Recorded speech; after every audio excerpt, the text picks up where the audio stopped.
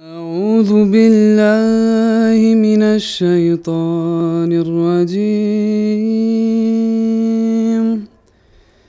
بسم الله الرحمن الرحيم. يا أيها الذين آمنوا كتب عليكم الصيام كما كتب على الذين من قبلكم لعلكم تتقون.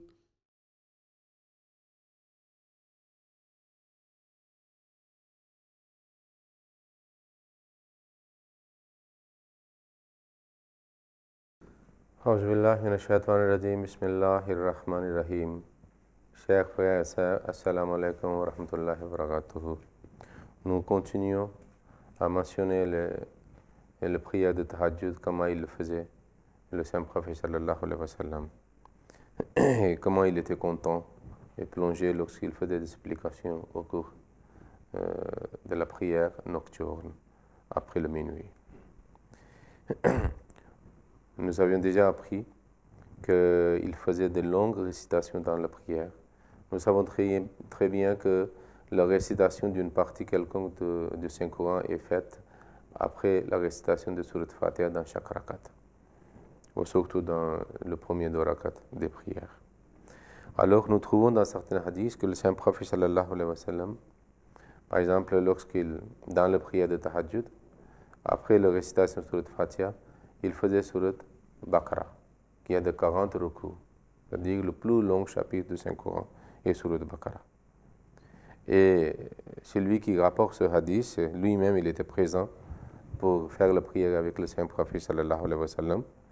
Il dit que quand le saint prophète faisait la récitation, si il récitait les versets concernant le châtiment de Dieu, alors il arrêtait et puis il demandait pardon de Dieu.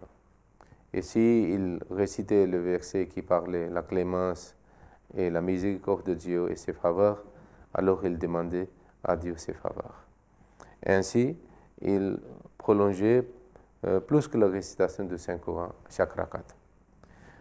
Alors, c'est-à-dire la posture de Qiyam de début était tellement longue. Alors il dit que quand il faisait le recours, il se courbait. Son recours était aussi, c'est-à-dire avait la même longueur, la même durée que la durée qu'il avait fait pour le Qiyam. Alors ça signifie qu'il ne disait pas des prières, des tasbihat, Subhana Rabbi al-Azim, seulement 3 fois. Il faisait beaucoup d'autres prières. Et puis il reprenait sa position de début après le recours, lorsque nous disons Sami Allahu liman hamida. Alors cette posture était aussi longue que le Qiyam ou le recours. Ça veut dire qu'il faisait beaucoup d'autres supplications et de prières. Puis il allait pour le sujoud, la prosternation. Et alors cette prosternation était aussi longue que son recours. Et puis il dit que des fois, c'est-à-dire entre les deux sujoud, que nous faisons une prière, Rabbek Ferli warhamni wahdani wa afini wajburni warzuqni warfani. Alors, des fois, il répétait maintes fois cette prière, Rabbek Ferli. Et ainsi, dans le rakat suivant, deuxième rakat de Tahajjud, il récitait Surat Al-Imran.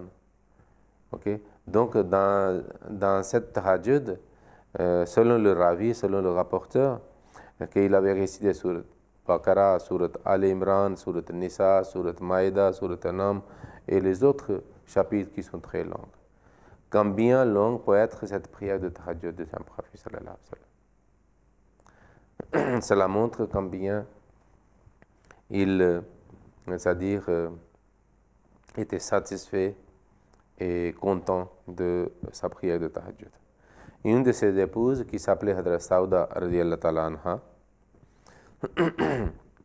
alors une femme très simple dans son caractère et très pieuse et très droite. Il dit qu'un jour, lorsque le Saint-Prophète sallallahu alayhi wa sallam était chez moi, alors il s'est réveillé pour faire le tahajjud et je voulais aussi faire le tahajjud avec lui. Il dit que le Saint-Prophète sallallahu alayhi wa sallam a fait le recours tellement long qui était insupportable pour moi. Et je pensais que le sang, ça va couler de mes narines. Alors, cela montre que combien longue prière de tahajjud il faisait. Puis, Hadrat Aïcha, radhiyallahu ta'ala anha, rapporte certaines prières qu'il faisait.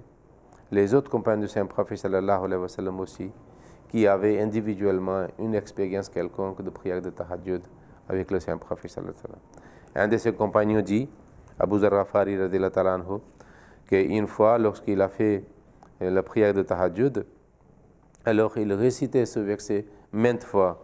In tu'azzibhum fa innahum ibaduka wa in taghfir lahum fa innaka antal azizul hakim.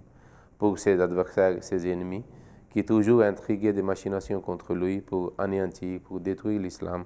Mais lui, auprès de son Seigneur, pendant la nuit, lorsque tous ces mécréants étaient en train de dormir, alors il priait que, oh Allah, si tu les châties, alors ce sont tes serviteurs.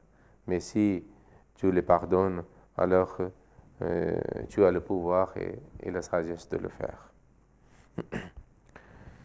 En réalité, c'était ces supplications dans la nuit qui ont créé un changement dans le comportement et dans le pensée et la réflexion des Mecquois qui étaient au départ ses ennemis. Hadrat Aïcha aussi, radhiyallahu ta'ala anha, rapporte que des fois, une fois j'ai vu que le Saint-Prophète sallallahu alayhi wa sallam priait que ses pieds, ses jambes sont gonflés. Combien, c'est-à-dire longue prière, et il faisait. Et Hadrat Aïcha dit qu'il a dit au Saint-Prophète sallallahu alayhi wa sallam, comme Allah vous a dit qu'il a pardonné tous vos défauts et tous vos péchés, alors pourquoi vous le faites? Alors il dit que Afala akuna abdan shakura, il ne devait pas être un serviteur reconnaissant à Dieu pour remercier qu'il m'a fait tellement de faveurs. Hadrat Salama, une autre épouse, rapporte que j'ai vu que le Saint-Prophète sallallahu alayhi wa sallam, lorsqu'il était chez moi, que pendant la nuit, il se réveillait, il faisait quelques prières, puis il dormait, puis il se réveillait, il faisait des prières, et puis il dormait, puis il se réveillait. Donc toute la nuit, il passait comme ça. Tantôt on voit qu'il est en train de dormir, tantôt on voit qu'il est en train de faire la prière.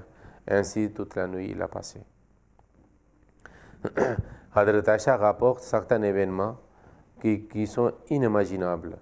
Et si Hadrat Aïcha n'avait pas vu par ses propres yeux, c'est-à-dire ses actes d'adoration pendant la nuit, nous ne pouvons pas savoir.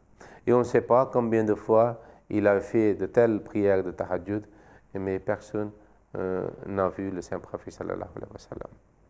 Il dit qu'un jour, quand le Saint-Prophète sallallahu alayhi wa sallam était, c'est-à-dire chez moi, pendant la nuit, je me suis réveillé et j'ai vu que le Saint-Prophète n'était pas dans le lit. Alors, elle dit que je pensais peut-être qu'elle est partie chez les autres femmes. Mais tout à coup, dans l'obscurité de la nuit, dans la chambre, j'ai senti qu'il y a quelqu'un qui est gisé par terre et il est en train de réciter Subhanaka wa bihamdika la ilaha illa. Oh Allah, glorifie-toi. Et saint es-tu. Toutes les louanges appartiennent à toi. Et il n'y a Dieu que toi seul. Il a dit qu'il y a eu honte, que qu'est-ce que je pensais concernant le Saint-Prophète. Et lui-même, il s'est jeté par terre pour faire des supplications pendant la nuit, malgré qu'il était en train de dormir. Hadrat Aïcha dit qu'une fois, je n'ai pas trouvé le Saint-Prophète sallallahu alayhi wa sallam sur le lit dans ma chambre, alors que je suis sorti pour voir où il est parti. Elle dit que je suis sorti très loin jusqu'à un ancien cimetière. Et je vois une tache noire de loin. Quand je me suis approché de cette tache, j'ai trouvé que le saint prophète sallallahu alayhi wa sallam était dans la prosternation, en train de faire des supplications, et avec des pleurs et avec des sanglots auprès de son Seigneur. Une fois, Hazrat Aïcha dit que le saint prophète sallallahu alayhi wa sallam était en train de faire la prière pendant la nuit. Il disait: Oh Allah, sajadaka sawadi wa khayali wa amana laka fuadi rabbi hazihi yadaya wa ma janaytu biha ala nafsi ya aziman yurja li kulli azimin ighfir zambal azim. Et il a dit que c'est pas mon cœur qui se prosterne, mais mon âme aussi, mes idées aussi, mes pensées aussi, mon cœur aussi. Okay? Alors ainsi, le corps entier est soumis et prosterné devant vous. C'est ainsi qu'il faisait des supplications dans les prières tahajjud pour avoir l'amour croissant de Dieu. Alors nous devons aussi essayer quand même de faire les prières de tahajjud selon nos capacités, en imitant le saint prophète sallallahu alayhi wa sallam. Et nous devons chercher la proximité et l'amour de Dieu et de son prophète sallallahu alayhi wa sallam. Allahumma salli ala Muhammadin wa ala ali Muhammadin wa barik wa sallam innaka hamidun majid.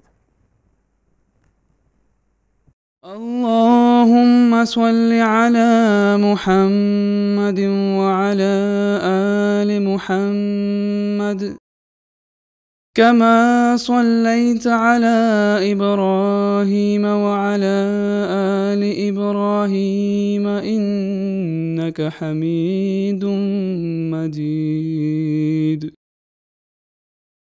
اللهم بارك على محمد وعلى آل محمد كما باركت على إبراهيم وعلى آل إبراهيم إنك حميد مجيد.